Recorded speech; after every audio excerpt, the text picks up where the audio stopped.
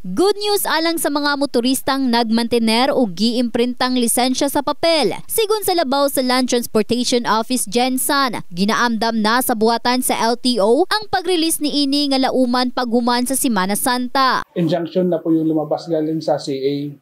Ngayon, magre-release na po si Banner Plastic Card, yung nanalong bidder po sa LTO, para naman po matugunan na po natin yung mga pangangailangan ng mga ating driver. Makapag-imprinta na po tayo ng plastic card.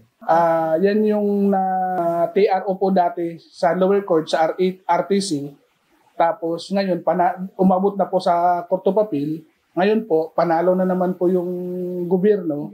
Yun po, makakapag-release na po tayo. Probably nasa after Holy Week, baka makapag-release na po tayo. Malaumo ng pipila sa mga motorista. Human sa 3 ka bulan nga pakyas ang buhatan sa pag-release ni ini. Mas mabuti man kung gano'n kasi actually last year narinig ko na may plastic ni. So, dito maganda. At least mag-renew, diretso plastic na. Marami kasi reklamo, lahat nakukuha plastic, ang lang kuha lang. So kung gano'n, mabuti. Yes ma'am, mas mahirap.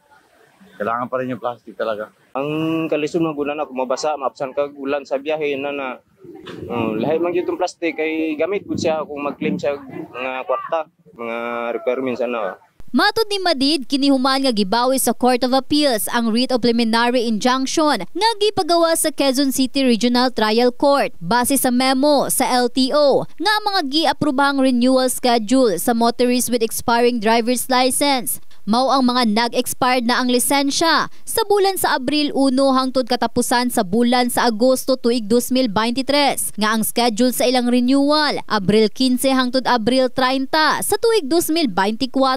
Sa mga nag-expired usab sa bulan sa Abril 1 hangtod pitsa 30 sa tuig 2024 nga ang renewal schedule kay Abril 15 hangtod Abril 30 sa susamang tuig.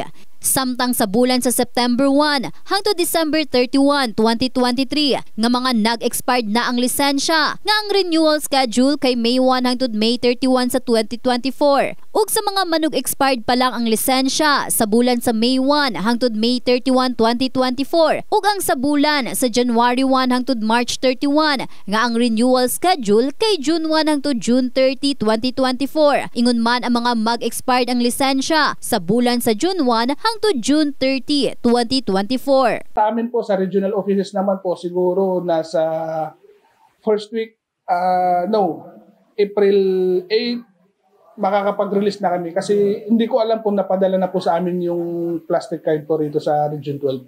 Siguro next week, after Holy Week, marirelease na dumating na rito sa regional office. So pupuntahan na po namin sa Coronadal para by second week, April 8, makakapag-release na po tayo. Tuloy-tuloy na po ito. Lahat na po mabibigyan. Kasi kung hindi pa namin sila bibigyan ng plastic card, madadagdagan lang po yung backlog namin. In the heart of changing lives, kini si Russell Jean Mantile. Sa Brigada News Gensan, Brigada News.